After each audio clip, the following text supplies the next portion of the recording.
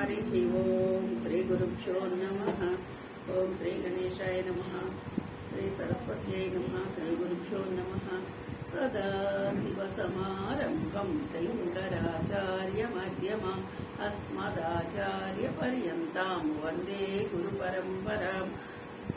श्रुतिस्मृतिपुराणानामालयं करुणालयं नमामि भगवत्पादं शङ्करं लोकशङ्करं शङ्करं शङ्कराचार्यं केशवं बादरायणम्।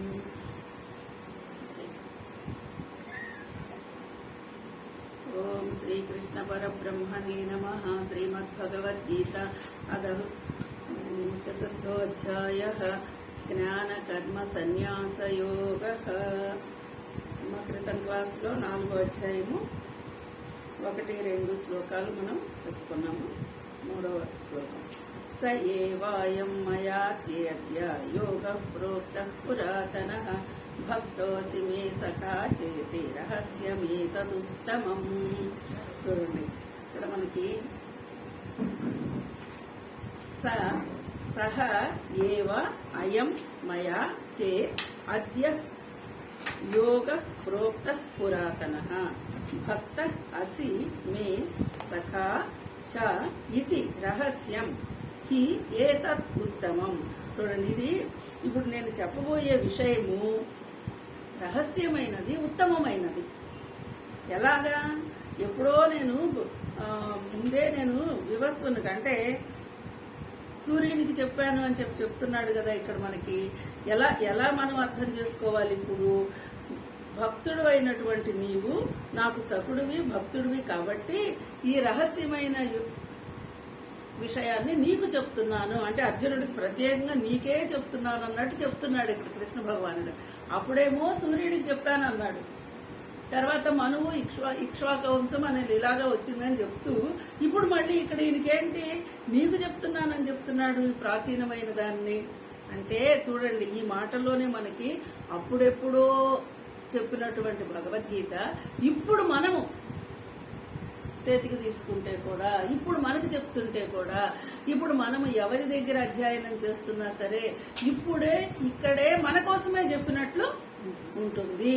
అంటే నిత్య నూతనమైనది భగవద్గీత, నిత్య నూతనమైనది, సనాతనమైనది.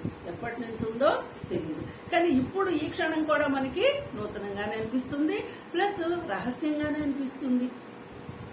ఎన్ని ఇప్పుడు కోట్ల మంది ఎంతమంది అర్థం చేసుకున్నారో, ఎంతమంది దీని ద్వారా మోక్షాన్ని పొందారో, కానీ మళ్ళీ ఇప్పటికి కూడా రహస్యంగానే ఉంటుంది. అంటే ఈ విషయం మనకి ఈ శ్లోకంలో చెప్పబడుతుంది అనమాట. ఎలాగంటే నీవు నా భక్తుడవి, మే భక్త అంటే నా భక్తుడవి, చ మరియు సఖా అసి ఇది ప్రియ సఖుడవు కనుక నువ్వేంటి ఇక్కడ నాకు భక్తుడివి, సఖుడివి. ఎన్ని రకాలుగా కీర్తిస్తున్నాడో చూడండి. మనము ఎవరికైనా భగవద్గీతని యాండి, వినండి, నేర్చుకోండి, తెలుసుకోండి అని మామూలుగా చెప్తే రాదు. ఇదిగో కృష్ణుడు బుజ్జగించినట్టు బుజ్జగించాలన్నమాట. నువ్వు అత్యంత ఉన్నతుడివి, తెలివైన వాడివి, నీకు వస్తుంది, నువ్వు నేర్చుకుంటావు అని ఇలాగా బుజ్జగించి చెప్తే అప్పుడు ఏమన్నా వస్తారేమో మరి చూద్దాం. అతి ప్రాచీనమైన యోగం ఇది ఆద్య నేడు మయా నా చేత తే నీకు, ఇప్పుడు నా చేత నీకు ఇప్పుడు చూడండి, ఈ ఒక్క మాటని ఇప్పుడు నా చేత నీకు చెప్పబడుతుంది అని ఎప్పుడో కృష్ణ భగవానుడు ద్వాపర యుగంలో కురుక్షేత్ర రణరంగంలో చెప్పిన మాట. ఇది ఇప్పుడు మనం ఈ రోజు ఈ క్షణం మనకు కూడా అన్వయించుకోవాలా అక్కర్లేద్దా? ఖచ్చితంగా మనకు కూడా అన్వయించుకోవాలి. ఇప్పుడు నా చేత నీ కొరకు చెప్పబడుతుంది. ప్రోక్త అంటే చెప్పబడుతున్నది. ఎందువలనయా అంటే ఇది మిక్కిలి ఉత్తమమైనది. ఎందుకు చెప్తున్నావు అంటే మిక్కిలి ఉత్తమమైనది, అన్నిటికంటే కూడా ఉత్తమమైన గ్రంథం. అలాగే గోప్యమైనది, రహస్యమైనది. అందుకేనండి చూడండి, చాలా మంది ఆ పైన మనము చూస్తామండి, చదువుకుంటామండి, ఎంతవరకు అర్థమైంది అంటే కొంచెము కష్టంగానే ఆలోచించుకోవాలి.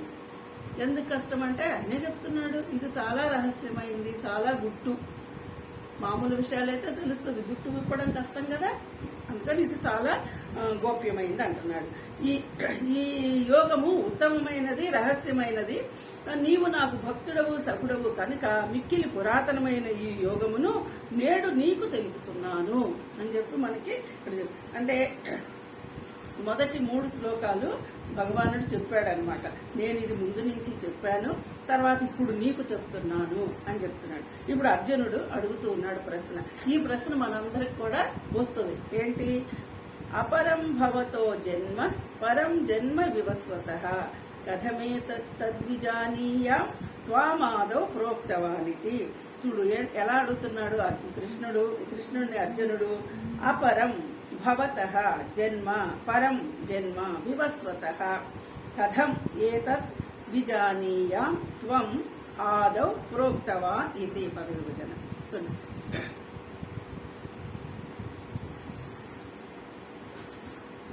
భవత జన్మ, మీ జన్మ ఇటీవలది. అంటే ఇప్పుడు మన ఇద్దరిమి ఉన్నాం, తెలుస్తుంది. నీ జన్మ ఇటీవల, ఇప్పుడు నువ్వు జీవించున్నావు, ఇప్పుడు జన్మించున్నావు నువ్వు. మరి సూర్యుని జన్మేమో అతి ప్రాచీనమైనది. సూర్యుడు ఎప్పటి నుంచి ఉన్నాడన్నావు? కల్పాది అందు, కల్పము మొదలైనప్పటి నుంచే సూర్యుడు ఉన్నాడన్నావు. మరి అలాంటి నీవు కల్పాది అందు సూర్యునకు ఈ యోగం ఎలా చెప్పావు? ఎప్పటి నుంచో ఉన్న సూర్యునికి ఈ యోగాన్ని నువ్వు ఎలా చెప్పావు? నువ్వేమో ఇప్పుడు కదా ఉన్నావు అని అంటున్నాడు. అయితే నాకు అది తెలుసుకోవాలని ఉన్నది. ఇప్పుడు మనకు కూడా వచ్చే డౌటే కదా, అప్పుడెప్పుడో చెప్పాను అంటున్నావు కదా, ఇప్పుడు నువ్వు మన ఇద్దరమి ఒకటిగా ఉన్నామే, నాతో పాటు నువ్వు ఉన్నావు, అది ఎలా సాధ్యము? నువ్వు ఎలా చెప్పావో నాకు తెలియపరచు అంటున్నాడు. శ్రీ భగవానువాచ బహూని మే వ్యతీతాని